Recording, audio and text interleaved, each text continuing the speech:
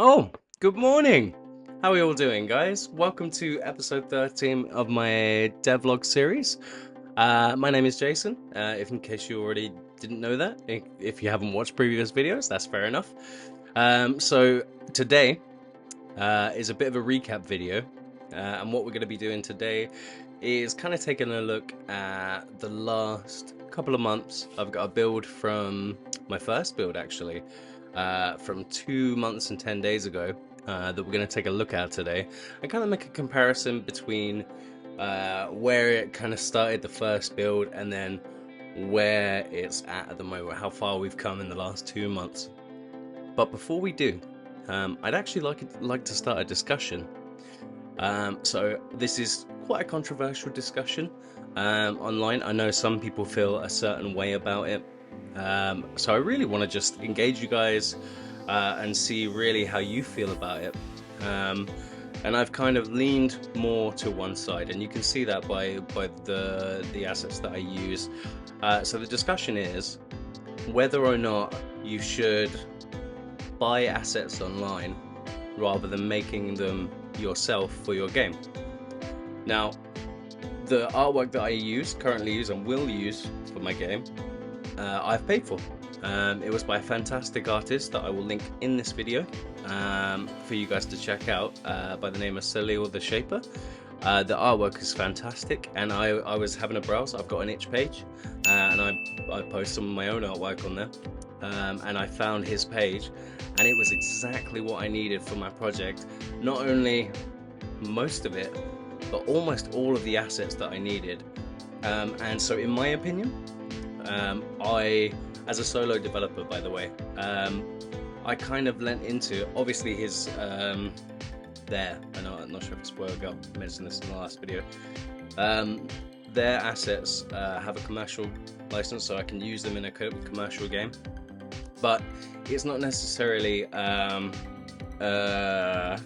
can you, it's more of a should you. I want to see what you guys think, whether or not you think that it's good practice. I won't always do this, but I'll be honest with you, this is my first big game. I've made a few prototypes in the past, completely self-taught. I didn't go to university or anything. I learned this all off my own back in the last year and a half or so. And I'm so desperate to release like a big game, like a good game for you guys to play. And I've got a really, really enticing story, a really amazing story to tell, that was thought up by a friend of mine and me. And we came up with this amazing idea for a game. And now we're putting it into practice, and my aim is to release this game by next summer. And if I had to create all the assets from scratch, which I'm capable of doing, it would have taken so much longer, like an extra 6 months. And for the cost of buying some assets and absolutely attributing the assets to them, once I release the game, of course their name is going to be in the credits. I'm actually going to get in touch with Salil the Shaper soon. I keep meaning to, and I will, I promise. So if you end up watching this, I'm coming to talk to you, because I want you to be, this is to you now apparently, Salil the Shaper, I want you to be part of this. This is my first big game, and this is kind of like a proving ground for me. This kind of last couple of months, especially, has been a trial of my endurance. I'm putting in crazy amounts of time each week to get this game out by next summer. Like, obviously you've all heard of crunch time before in the game industry. The trouble with this is there's no one driving me. There's no money in it. If anything, I'm down money because of the assets that I bought, maybe software I needed, etc, etc. But yeah, so if anything, I'm down money, which is great. Not too much. But I'm not getting paid for this. There's no one to drive me to do this. It's all off my own back. So I just wanted to save a little bit of time by buying some fantastic assets. And that's the discussion really. I want to see in the comments what you guys think about this. I know some of you are going to disagree with me, and that's okay. Like I just want to see what you guys think. But anyway, without further ado, so today, like I said before, I can't believe that took 5 minutes. Sorry. It's just something I wanted to get off my chest, and I wanted to get more people's opinion. But yeah, so in the video today, usually I'd be giving you guys some kind of new feature or new thing that I'm working on. But today we're gonna look back at what we've done before, because you know I was working on this character customizer in the last couple of videos, and I got it done, and I thought to myself, like, I feel like this project's come quite a long way in 2 months. Or 2-3 months, however long I thought it was, but turns out 2 months 10 days between the two videos that you'll see. But yeah, today we're going to make some comparisons and see just how far it's come. But yeah, so sorry, I got hiccups. But yeah, I hope you'll stick around and take a look at the video to see the progress that we've made, and then hopefully at the end of the video we're going to look forward to the future. So stay tuned for that, and you roll the credits.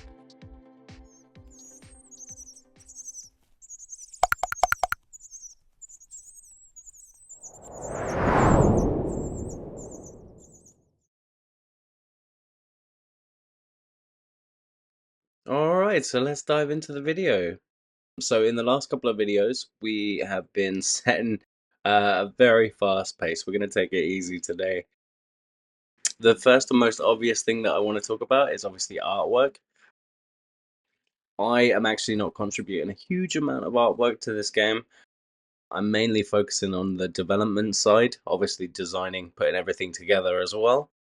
But the artwork is going to be done by Salil the Shaper, mostly, which is a huge upgrade on the artwork that you see now. So we're just going to flip over. As you can see, immediately the artwork is 100 times better. Not to mention the fact that we've got weather effects and stuff. We'll get into that shortly. I just love this artwork. I think they're a very, very talented pixel artist, and I hope that I do all the assets justice, because it's just so worth it. But yeah, moving on, we got animations. So just like the artwork, the animations are equally as impressive compared to the this was originally coarse artwork, which was fit for purpose. It did the job of teaching me, which was essentially what it was for. But the artwork and the animations are so much better with the new pixel art. It just amplifies the game so much, and it really does make so much of a difference. Obviously, I'm still in prototype phase, so I shouldn't be concentrating too much on artwork, but it's such a motivation to see a pretty game come together rather than an ugly game. It's just inspiring to see it all unfold. So yeah, I might be doing this a little topsy-turvy, but eventually it's all got to be done anyway. I just love it so much.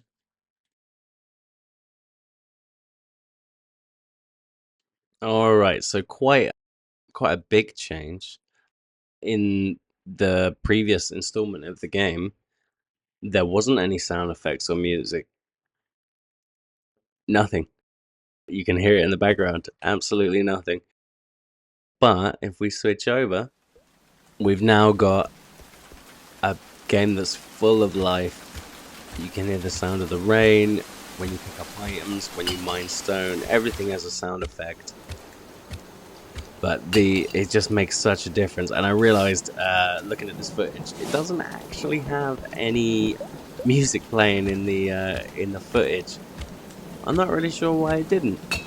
I have an audio manager now, it's all working. I'm just gonna need to go and debug that, but for the most part, it's all working, and it really does make a difference. So we've touched on it a little bit, but now the game has a fully fledged weather system with a scriptable object list for each of the seasons, where you can control which weather patterns using like particle effects and things plays, and it randomly chooses those. It's a really robust system, and it wasn't even on the horizon when I was at this point in the game just 2 months ago. But I added the seasons, which we'll talk about in a second, and the weather was just kind of kind of an extension of that. So adding that just kind of made sense, and it really again makes such an impact. Just using a few different particle effects just to create some rain.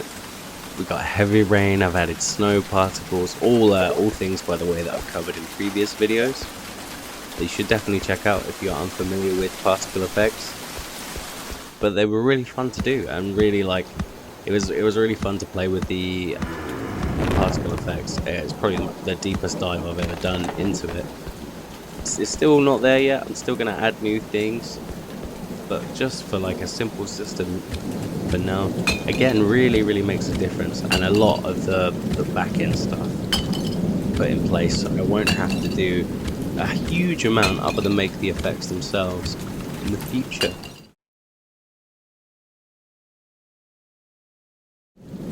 So this was probably the biggest system that I've put in place so far in the last couple of months. This took me a good few weeks, maybe 2 or 3 weeks to put in. It was a huge system, just trying to get the tile maps and the prefabs to change their sprites based on seasons, and obviously like change all the trees with a huge list of different sprites for different seasons. I've also got extra winter and autumn ones so that you can have like leaves falling and stuff. It's just crazy to have like the different seasons from the course that I was following on Udemy, which was a great course, but I really wish it covered. There were certain things that the course didn't cover that I really wish it did. And one of those, you actually put seasons in, like a placeholder that says seasons, and you can change it on the game manager, but it doesn't actually do anything. So I had to go out on a limb by myself and put this in place, and I'm so glad I did, because it's really nice to see, like, as you advance through the playing the game, you can see the wild change, you know?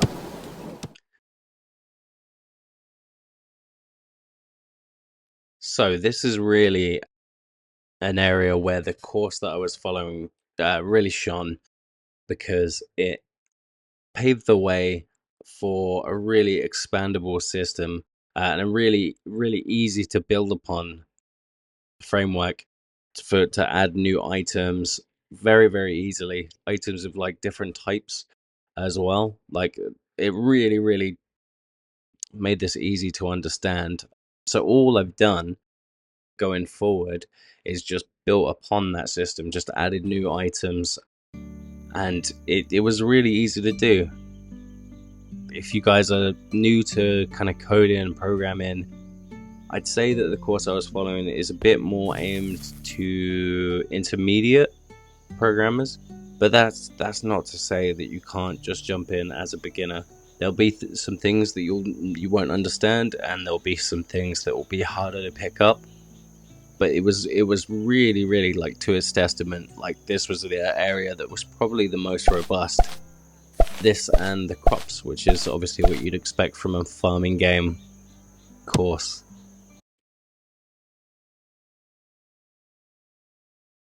I'd say the same goes for the inventory system as well. It was, again, really robust. It was quite a complicated system. And one of the only kind of things that I didn't like was the fact that your inventory was done as a list rather than a dictionary. This threw up a few different restrictions, but the main one was that you couldn't leave any gaps in your inventory. I just made it really like rigid. So all I've done to improve it really was I changed everything to a dictionary. Going forward, I'm looking to expand upon this and add things like chests and stuff. But for now, I've just got the player inventory sorted. And also, when you want to drop things out of your inventory, you could only drop one item at a time, like one of an item. So I added a little shift key press where you can drop a whole stack of items. But I'm not gonna lie, I got this information, the dictionary and the shift, like to drop a stack of items, from the Q&A on the course. There's so many good people. I actually joined a Discord server recently with a bunch of guys who all followed the course, going on to make their own games, and they were super helpful. So if you do follow the course, definitely check out the Q&A section. All right, so obviously any farm game needs crops, and as you might imagine, the course that kind of outlines the framework for this game obviously includes a very robust system for crops, as well as inventory and items that we talked about earlier. But the crops is really an expandable system, and crops doesn't just mean like things you plant in the ground. That's also the stones, the trees, and because it's done with scriptable objects, it's really easy to use and add on to. So an absolute testament to the course creator, Rob Ager, and he's got so many students that follow this course, and there's a reason for that, because it's such a good course, and I highly recommend it. You guys should definitely go check it out. I know I finished it. I actually finished it twice, just because I wanted to go over things. But yeah, 100% recommend it. And by the end of the course, what you're going to be left with is a prototype that basically looks like this, which is already quite impressive, considering like I busted through this course in like 3 weeks the second time round. I think there's a lot of hours in it. I think it's like 44.5 hours of video. And one thing I will say, if he ever watches this, what he does is something I like to call code dumping, where he'll just copy and paste a big lot of code. He will talk through it, but when you're new to programming, one of my pet peeves was you just had to kind of pause the video. But again, that's what videos are for. Pause the video and just kind of like, type it out and understand it.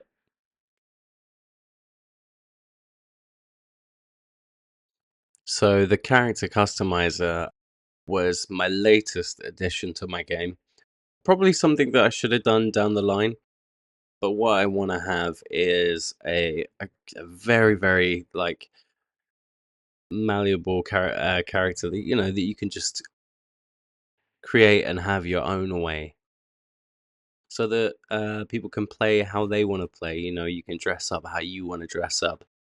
Obviously, the theme of the game in the backdrop is ancient Greece, but I really wanted the player to kind of have as much variety as they wanted. And the artwork, again, thanks to Salil the Shaper, offers that huge range of different clothing. When I do get in touch with him, I'm hoping he'll be nice and want to work with me. Whether or not that happens, we'll see down the line. And if he does, I could potentially ask if there's, certain clothing items that I want to put in the game. But I don't want to make any bets yet. First, I need to talk to the person. I was going to say the guy, but I'm not sure. But yeah, so this was a really nice system to add in. The sliders and everything are not staying. That's just kind of demo purposes for now, just so that I can change the player character. And adding the UI character was a nice addition, because I thought you're going to need to be able to see it.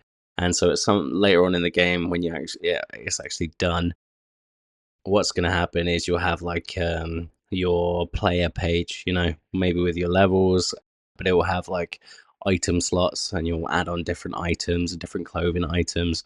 Maybe there'll be a wardrobe where you can change your outfits and stuff. I haven't actually decided that part yet, but I know it's going to be something along those lines.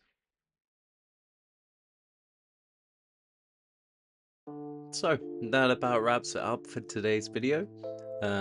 We covered quite a lot today. That was my last 2 months.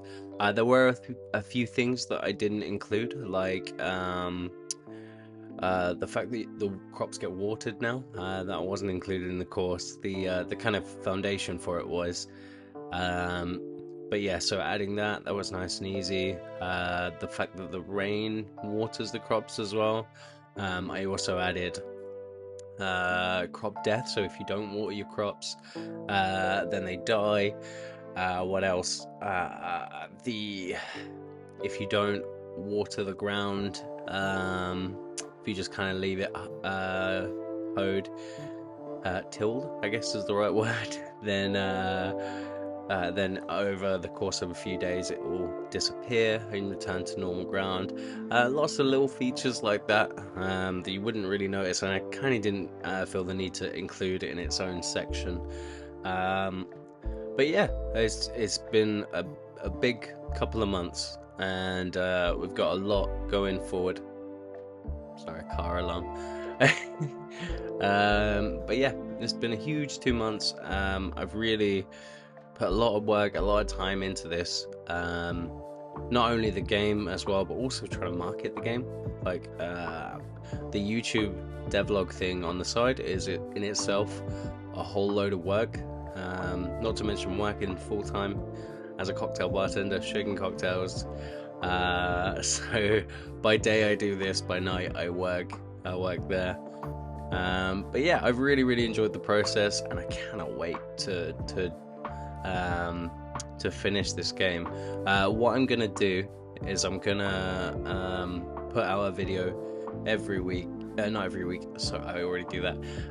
Put out maybe a recap video maybe every month, depending on how much progress I do, if I really feel like it's worth it.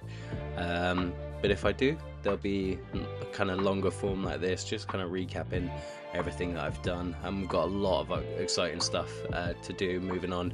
My next step is the fishing mini game. I've already laid the foundation for that, so I just need to get it done. So that's probably next on my list. That was a truck. Fishing mini game, and then that kind of wraps up phase 1, because phase 1 of my my timeline is the farming aspect of the game, and then next in phase 2 is going to be combat, the roguelike system and combat, where you'll leave the farm scene and venture out into the jungle. There's one little there. You'll venture out into the jungle, and that's where you'll encounter creatures, and you've got to fight creatures. I also want to have this really cool encyclopedia feature where you kind of catalogue new creatures that you find. I'm a big fan of Pokemon, and I love things like that. But yeah, so that's still to come. So phase 1, hopefully, I wanted to get it done by the end of August, but it's looking like August 24, by the way, in case you're watching this in the future. And hopefully I stay on track. But I think it's more towards mid-September. But I kind of want to put out kind of not even an alpha, just kind of like a build for some playtesters. So if you're interested in playtesting the game, it's not going to be much of a game for now, so bear that in mind. But if you want to take a look and see what I've come up with so far, hit me up, drop me a comment, and I'll get in touch and we'll talk about it, because I need playtesters, people to find the bugs. Obviously I playtest thoroughly, but I'm one person, and I'm sure there's things that I miss. Obviously I have a lot of biases because I look at it all day, so I kind of know how to play it. I need someone to play it wrong, so they find the things that I wouldn't find. But yeah, so if you're interested, let me know. That's it. I think we're done. So we're moving on to the future. So thanks for watching, guys. Please subscribe. It really means a lot to me. Subscribe first? Nah. That's not how you do it. That's not how YouTube wants it. Like the video, please. Comment. That one's important because I would love to hear from you. And subscribe because I want to get the channel monetized. Because at the moment, like I said, I am a cocktail bartender, and I don't want to do that anymore. I want to be indie game developer / content creator. I'll be honest with you, the content creator part is kind of an aside. I love talking to you guys about concepts and educating you guys, hopefully educating you guys and helping you kind of figure out problems. But the bread and butter, the real reason I do this is because I want to make video games. It's one of those things that I never thought that I would be doing, because I just didn't think it was a viable option, and it was only in the last couple of years that I realized it was something that I could do, and so here I am, and hopefully you're enjoying the content that I put out, and I will see you next time. Have a nice day, guys.